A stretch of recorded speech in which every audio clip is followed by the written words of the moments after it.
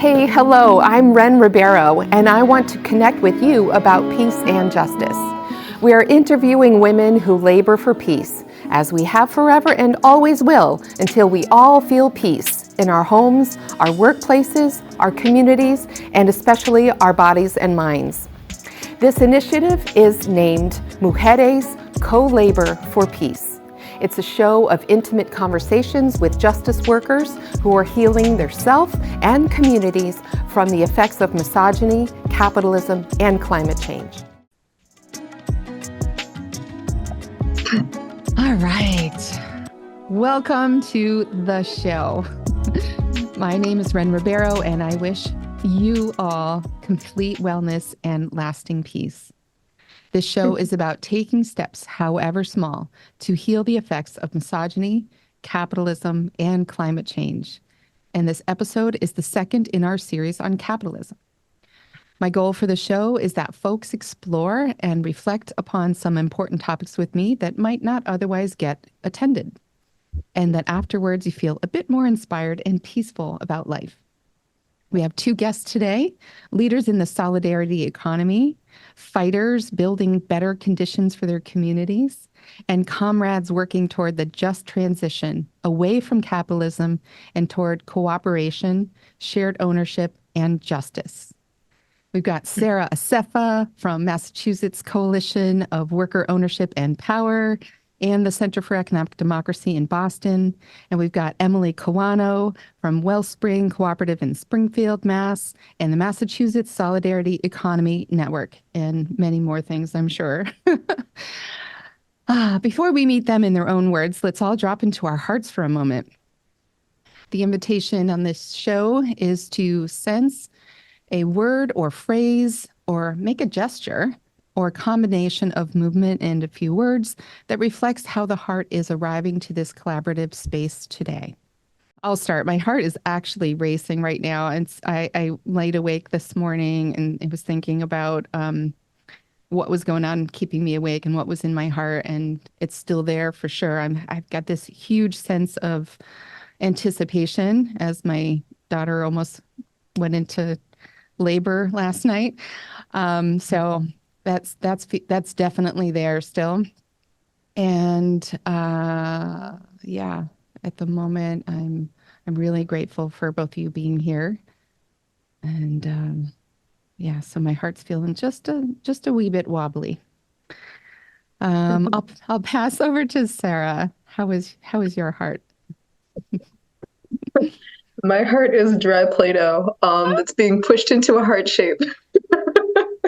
So it's not that smooth, but the pieces are being sort of reformed into that heart shape again. Yeah. Also not very much sleep last night, but feeling a lot of clarity and yeah.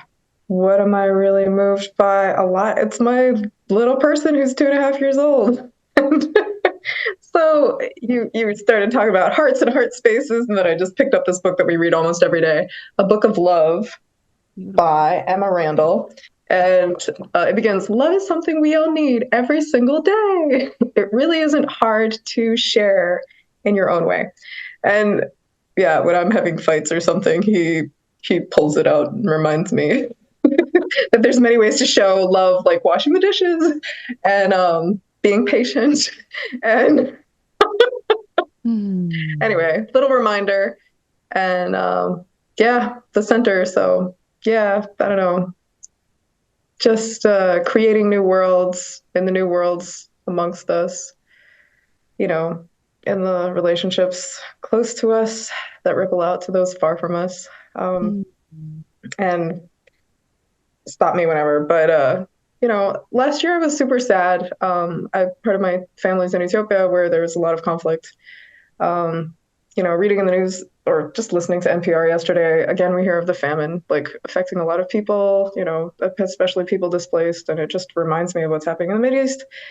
But what helps me piece the pieces of my heart together a little bit more is just know that people are using their speech to try and create a more loving world. And with the Co-op Coalition, together with both of you, we identified that in the coming time, we really want to do a lot to develop a more cooperative culture. And I'm just realizing how that really is the direct opposite to a fear-based war culture that just seems to be engulfing a lot right now. So diving right in, um, you know, the connections between how a cooperative culture, what works for cooperative worker-owned businesses can also be good for societies, can be good for our inner selves and our inner interpersonal connections and for governments and international relations. Yeah. That's what I'm thinking about this morning. So wow. thanks. All beautiful things and ambitious things. Thank you so much, Sarah. I heard a lot of things that I didn't even ask for mirroring back on whatever I said. And so that whole piece of mirroring you is intended, but I don't know what words, if there are words you'd like mirrored back to you, share them, and Emily and I will just reflect that back. I heard clarity. I heard creating worlds. Are there other words that, clay heart, heart and love. Heart and love. Awesome. Emily, the heart's now to you. Well, I was going to say I was feeling pretty serene and centered, and got my yoga in this morning, so that's always nice and good. And then I just saw this phone call come in, and I need to get this quote, and I need to submit this appendix for a grant. And so now I'm like, I went from like this to like, and I might, at some point, just take 2 seconds, maybe while Sarah's talking about something, just to text these people back and say, yes, I need this quote. Just to let them know I haven't disappeared. So if you see me just looking down, that's what that is. Yeah. So, I mean, I guess that was a lot that Sarah reflected on, right? Everything from the personal and family and love in the family to cooperatives, and then like the big old world, and a scary old world these days. Very, very, very scary. So, I guess I feel like I live in that intersection constantly. And for me, my work is a salve for me. Mm. If I didn't have my work and I didn't feel so, I feel very lucky to feel so fulfilled by my work. It's this little tiny drop in the ocean of good work. And if I didn't have that, I'd probably just be freaking out. And I'm not a freaking out kind of person. I've been cynical my entire life. But this moment is really scary on so many fronts, right? The slide towards fascism is really scary, and everything that comes with it. Climate change is really scary. The threat of ever expanding war is really scary.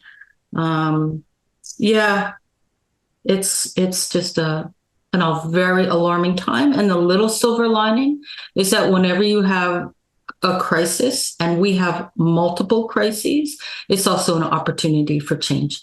And a lot of people are shaken up in their belief in the status quo. So it is a time when thinking about, building a more cooperative world, building solidarity economy, it's a very ripe, fertile time for that.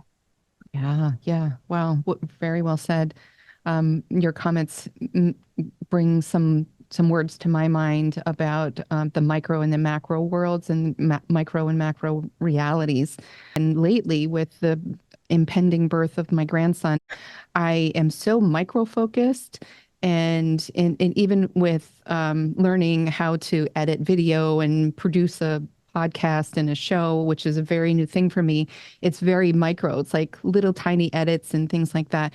And it's really a joy to have something, that kind of structure, to just pour my enthusiasm and passion in my little. I was going to do a gesture, and I'm going to do it now because I forgot. This was my gesture. It makes me think of my little baby. I'm holding my face with my hands. So those micro worlds feel a little bit more manageable than going up 30,000 feet, and always kind of like grappling with what's wrong with capitalism and what's wrong with, all the challenges of climate change and how all these other things are affecting us differently. Any moment, right? We go from being serene to being and it's just a quick anything could do that. So let's take a moment to breathe in that awareness and in our hearts, and just being like sharing gratitude for the beings that carry us through all this, and being together talking about alternatives and ways forward through collaboration, cooperation.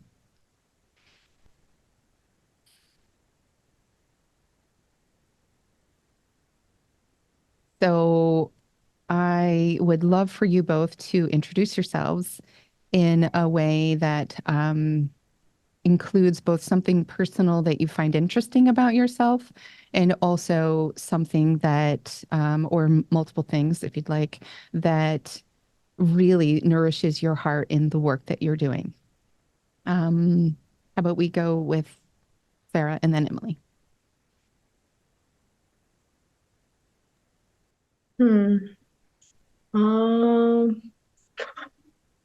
I guess with this heart space, I'm thinking about my middle name, which is Selamawit, which means peaceful one.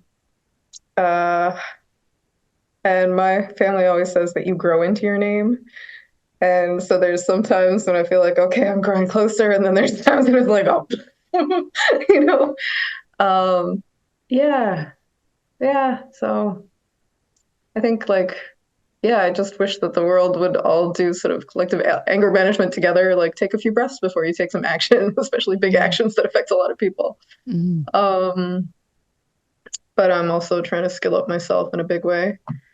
It is such a strange and polarized time. It's important that we talk across the boundaries, and I am lucky to work mainly from home, but I miss in-person things a lot. And partly because you have the chance to, listen deeply and, just understand people in person, all those communications that happen when you're in person that just don't quite happen on the screen only. I guess what I'm trying to say is I think that it's really important that we sort of build bridges across the divide this time. And it's so easy to not do that these days. It's really easy for me to not leave the house for days on end. I'm really glad to be part of the food co-op here in Dorchester. There's a new food co-op that opened recently, about 3 months ago after 12 years of organizing. I was mentioning food issues earlier, like in Ethiopia, but also in Massachusetts, and reading a book, Who Shall Live, and health, holistically health. It's who has access to well-being? How can we make that available to all of us in a good way? Like your well-being is my well-being. I know that if I know you. So we need to know each other. That's really important. But at the end of the day, sovereignty over our food system, sovereignty over our workplace, participating in the decisions that affect our life, as Blair Evans was saying at the Wellspring annual meeting, democratic control over the fragile systems upon which our lives depend. That is super interesting and important. It's really important that, community can own and co-decide about those things that affect all of us, like how our food flows in our community, and how healthcare works. And so it's really an honor and a delight to be, putting energy together with both of you and many more to build systems for that to be more possible, for us to co-create together by democratic control over the fragile systems upon which we all depend. So for me, I'm most excited about agroecology, food systems. I was doing work related to food systems in Worcester for many years, and then in Ethiopia. And in Ethiopia, there's such a beautiful tradition of smallholder farming and so on, and lots of cooperatives. But the sovereignty in the cooperatives could be stronger. These are real government-led institutions. But here in Massachusetts, we're working with it's all about worker ownership. We want to see worker agency, workers participating in the decisions that affect their work life and benefiting from the profits that they help generate. Yeah. Because we know that workplaces thrive and communities come alive when we have opportunities for workers to own their workplaces and have a piece of the profits they help generate. So yeah, food sovereignty. Food sovereignty, absolutely, absolutely. Sarah, beautiful. You're so articulate and heart-centered and big-hearted about the important things, the really important things in the world. So Emily, what's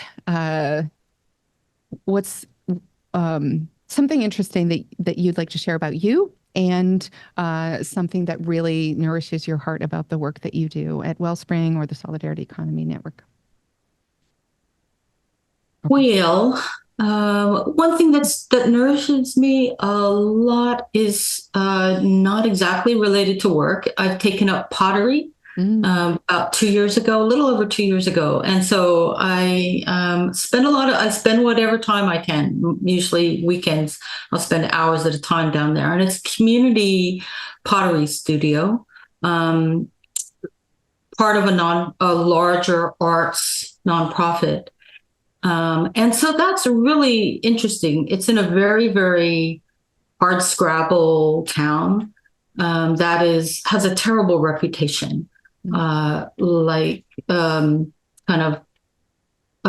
drug overdose capital in Western Mass. Just a really bad reputation.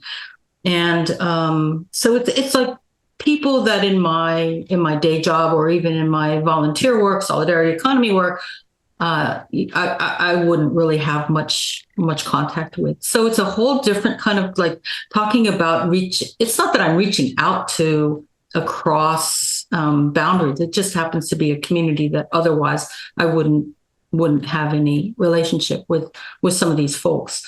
But it's a really nice community. Like I love going down there and hanging out with people, and we're doing more and more social events. And I guess what I feel like the link is to my work is really bringing in some of the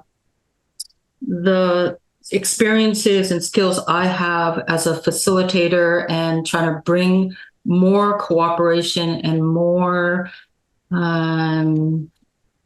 group decision-making into the mix. So that's been a kind of slowly process, and not, by and large, people are not familiar with this at all. So it's interesting trying to introduce these things, but there is definitely a hunger for it, because lacking that, people have all kinds of complaints and frustrations. So I think there's a lot of energy to take that up and for people to have more of a voice. Mm-hmm.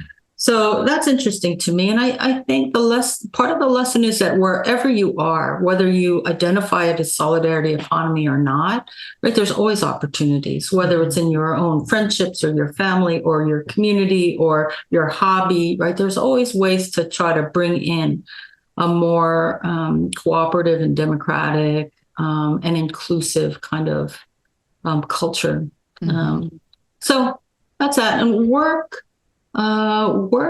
what I think that the area that is most exciting for me right now is this, one of the phrases that we use is rooting solidarity economy. And so that is leveraging a community land trust model. So community control of land and assets and buildings to develop local solidarity economy ecosystems. So while community land trusts are usually used for either permanently affordable housing or for regenerative agriculture, small farmers, what if we can expand that to do the housing and the food systems and production? So production both through cooperative businesses, but also through, it might not be a business. It might be the community is producing X, Y, or Z for themselves. So related to that, what is how is the local community going to be better able to self-provision.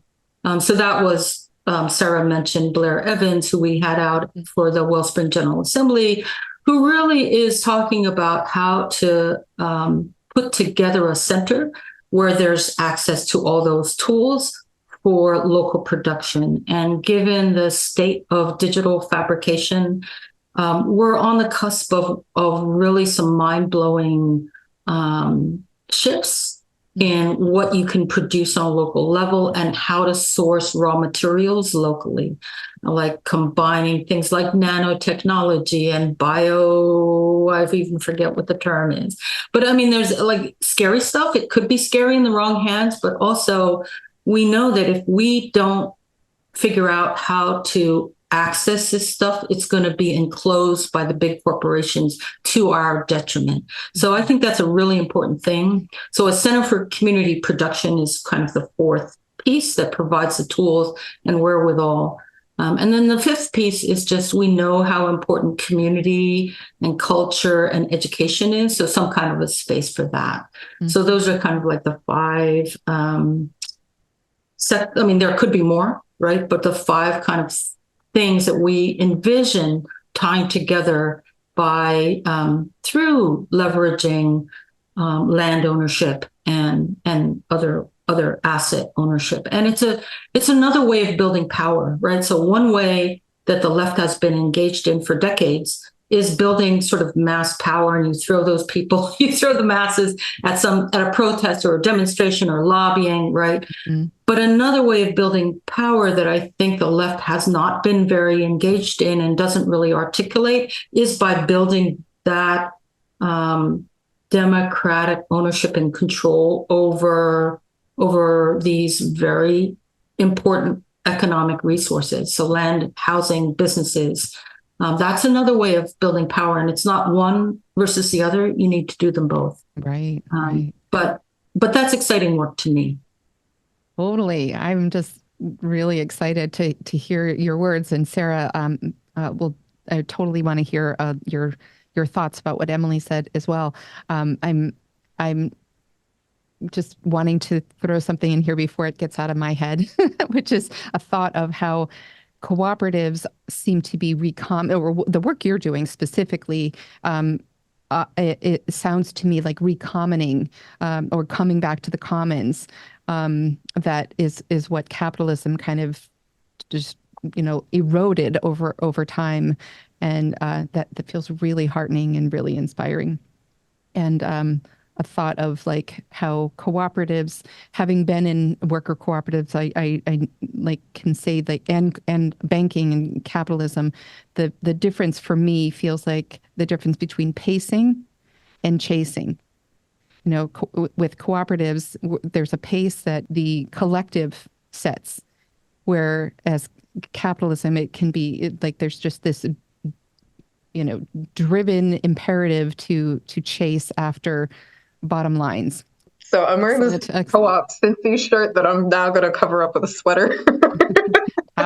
Anyways, at Co-op Cincy, recently, so Emily's doing a ton of work with others looking at labor and co-ops and the Coalition of Worker Ownership and Power. Co-op is also interested in this. We have a labor seat on our steering committee and several co-op seats as well. So Emily was talking about like power building. And so I met Bernadette with King Fitzsimmons at Co-op Cincy, and Bernadette was doing the work that I do, organizing for centers of employee ownership, for worker ownership in California. And just trying to learn more about power building and co-ops, and I just want to share this nugget that's exciting for me. Bernadette worked with others to build the labor co-op toolkit, like Rebecca Lurie and others. So anyways, a lot of our power building is, having the masses go to State House or whatever. And with the Co-op Coalition, we do a lot of that advocacy. Or check out cooperative.ma. When we speak together, our beautiful truth to power, we have more power. And so we're, skilling up to be able to speak together, and that's important.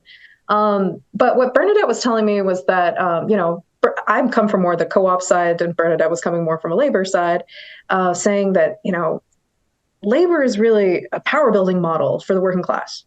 And the co-op model is more of a world building model. And that's really important. And we need each other. And I guess the question of our time is, can labor come to see co-ops as a long-term power building model? And, labor's been doing this work. We have a lot of the same roots. But yeah, stepping into this world that we all so desperately need, a kinder solidarity economy.